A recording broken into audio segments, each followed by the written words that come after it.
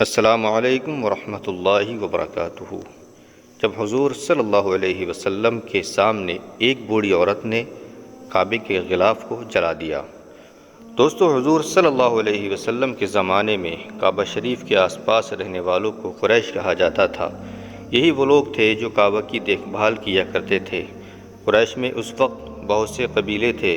ہر قبیلے والے اپنی ایک خاص مورتی کی پوجا کیا کرتا تھا اور یہ لوگ اپنی اس مورتی کے کعبے کے اندر رکھتے۔ اس طرح کعبے میں اس وقت تقریباً 350 سے زیادہ مورتیاں رکھی ہوئی تھیں، کیونکہ قریش کے لوگ اللہ کو سب سے بڑا خدا مانتے، لیکن ان مورتیوں کو بھی چھوٹے چھوٹا خدا تصور کیا کرتے تھے۔ اس زمانے میں بھی لوگ ہر سال حج کرنے دور دور سے مکہ آیا کرتے تھے، لیکن ان کے حج کرنے کا طریقہ بالکل الگ تھا۔ وہ اس طرح کہ یہ لوگ اپنے سارے کپڑے اتار کر کعبے کا طواف کرتے، اور حج کے دنوں میں جب تک حج مکمل نہ ہوتا یہ لوگ اپنے گھروں میں اصل دروازے سے داخل ہونا حرام سمجھتے تھے، اسی لیے ضرورت پڑنے پر گھر کی چھت پھاند کر اندر آتے، اصل دروازے سے نہیں۔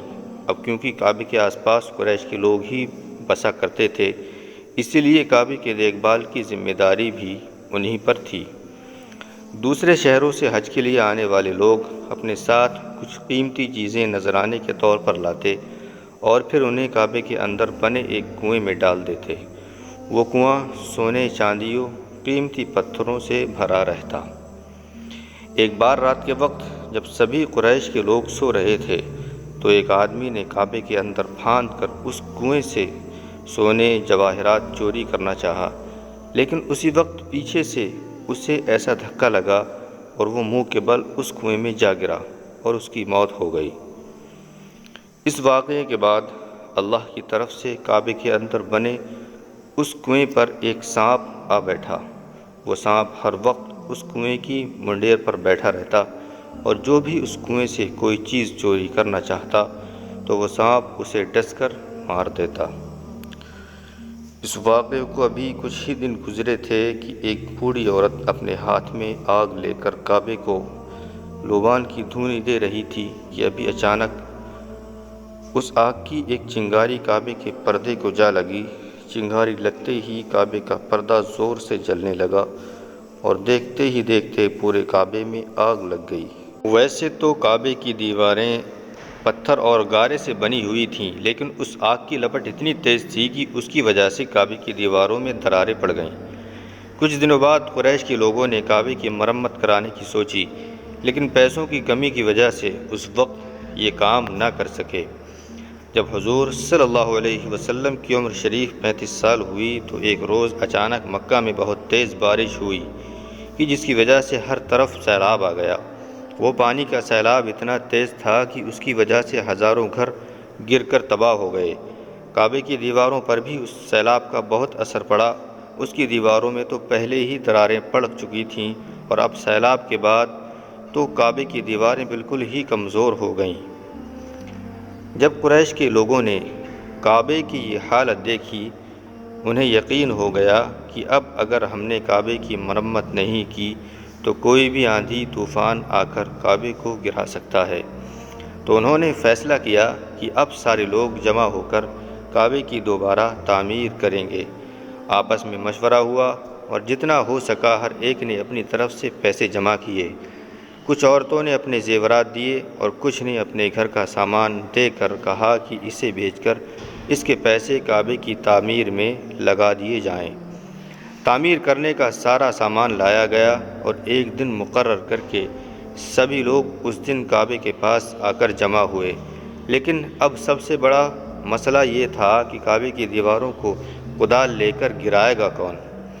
قریش میں سے کسی کی بھی ہمت نہیں ہو رہی تھی کہ وہ آگے بڑھ کر کعبے کی دیواروں پر کدال مارے، کیونکہ انہیں ڈر تھا کہ اگر ہم نے ایسا کیا تو کہیں اللہ کی طرف سے ہمارے اوپر کوئی عذاب نہ آ جائے۔ اس ڈر کی سب سے بڑی وجہ یہ تھی کہ آج سے 40 سال پہلے ابرہہ نام کا ایک بادشاہ اپنی فوج کے ساتھ کعبے کو گرانے آیا تھا، لیکن اللہ نے اس پر اپنے کچھ پرندوں کے ذریعے ایسا عذاب بھیجا کہ ابرہہ اپنے پورے لشکر کے ساتھ ایک بے دردی کی موت مرا۔ اور اللہ نے ساری دنیا کے لیے اسے ایک عبرت کا نشان بنا دیا کہ جو بھی میرے کعبے کو گرانے کی کوشش کرے گا اس کا یہی حال ہوگا، یہی حشر ہوگا۔ قریش کے لوگ بھی اسی لیے ڈرے ہوئے تھے کہ کہیں اگر ہم نے کعبے کی دیواروں کو گرایا تو کہیں ہم پر بھی ابرہا کی طرح عذاب نہ آ جائے۔ اس لیے ان میں سے کوئی بھی ہمت نہیں کر پا رہا تھا کہ وہ آگے بڑھ کر کعبے کی دیواروں کو گرائے۔ کئی دن اسی طرح گزر گئے۔ آخر ایک دن ولید بن مغیرہ نام کے ایک آدمی آگے بڑھے اور اپنی کدال لے کر کعبے کی دیواروں کے پاس جا کر کھڑے ہو گئے۔ اچانک اسی وقت کعبے کے اندر بیٹھا وہ سانپ نکل کر باہر آ گیا۔ یہ دیکھ سبھی لوگ گھبرا کر پیچھے ہٹ گئے، لیکن اسی وقت اللہ نے ایک پرندے کو بھیجا اور اس نے اس سانپ کو اپنے پنجوں میں پکڑ کر دور پھینک دیا۔ یہ دیکھ سب کی جان میں جان آ گئی، اور پھر ولید بن مغیرہ نے کہا کہ اے لوگو، کعبے کو گرانے سے ہمارا مقصد کسی برائی کا نہیں، بلکہ ہم تو کعبے کو ایک نئے سرے سے تعمیر کرنا چاہتے ہیں۔ اسی لیے مجھے پوری امید ہے کہ دیواریں گرانے سے ہم پر کوئی عذاب نہ آئے گا۔ اتنا کہہ کر ولید نے اپنی کدال سے کعبے کی دیوار پر وار کیا تو وہ دیوار ایک ہی وار میں نیچے گر گئی۔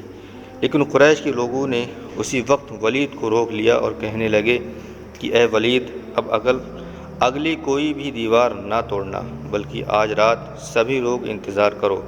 اگر ہم پر اللہ کی طرف سے کوئی عذاب نہ آیا تو اس کا مطلب ہوگا کہ اللہ بھی یہی چاہتا ہے کہ ہم کعبے کی دوبارہ تعمیر کریں، لیکن اگر اللہ کی طرف سے ہم پر کوئی عذاب آ گیا تو ہم کعبے کی تعمیر کو اسی جگہ روک دیں گے اور اس گری ہوئی دیوار کو بھی مرمت کر کے اسے ویسے ہی سیدھا کر دیں گے۔ یہ سن کر ولید نے کہا ٹھیک ہے، ایسا ہی ہونا چاہیے، اور پھر وہ اپنی کدال لے کر نیچے اتر آیا۔ وہ رات مکہ والوں نے بہت ڈرتے ہوئے گزاری۔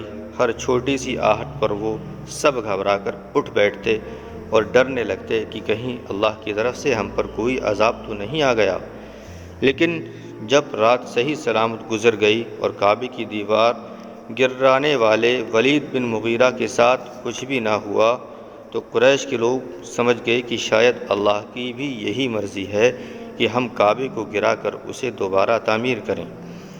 اسی لیے صبح اٹھ کر سبھی لوگ اپنے گھروں سے پھاوڑا کدال نکلے اور جا کر کعبے کی دیواریں گرانے لگے۔ اس وقت کعبے کے اوپر کوئی چھت نہیں تھی، بلکہ چاروں طرف صرف دیواریں ہی دیواریں تھیں۔ اس لیے قریش کے لوگوں نے ایک ہی دن میں سبھی دیواریں گرا دیں۔